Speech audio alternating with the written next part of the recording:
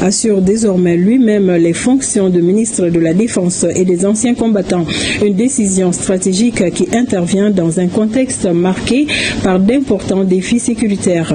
Pour l'accompagner dans cette mission, le général de division Oumar Diarra fait son entrée au gouvernement en qualité de ministre délégué auprès du ministre de la Défense et des anciens combattants. Un tandem militaire appelé à impulser une nouvelle dynamique à la tête de l'appareil de défense, nous dit dans ce reportage signé Garibou Pelou.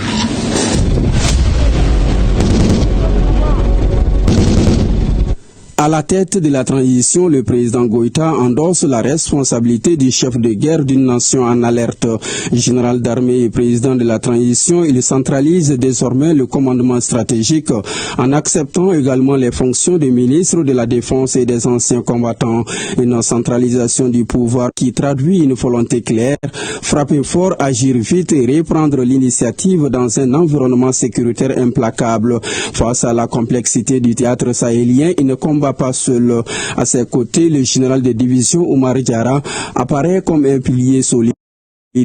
Chef d'état-major général d'armée depuis septembre 2020, il apporte une connaissance fine du terrain et des rouages militaires. Formé dans les grandes écoles militaires du Mali, notamment au Prytanée militaire de Kati et à l'école militaire interarmes de Koulikoro, il a enrichi son parcours à l'international de la Chine aux États-Unis, en passant par des formations d'élite en stratégie, en commandement et en opérations spéciales.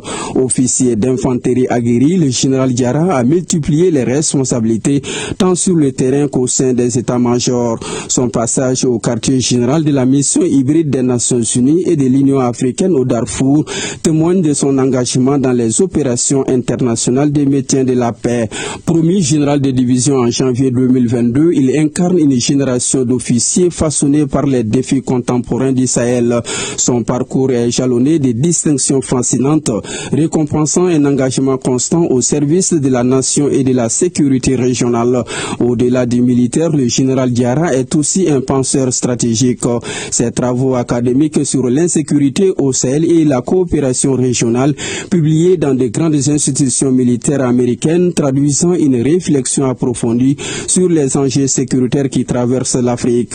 Nommé ministre délégué auprès du ministre de la Défense, il occupe une place protocolaire de premier plan juste après les ministres d'État. Mais au-delà du rang, c'est bien son expérience du commandement, son sens de l'engagement et sa vision stratégique qui font de lui un acteur clé du dispositif actuel.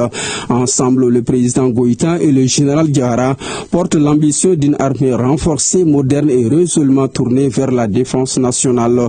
Une alliance de leadership et d'expertise qui pourrait bien redéfinir les équilibres et insuffler une nouvelle énergie à la gouvernance sécuritaire.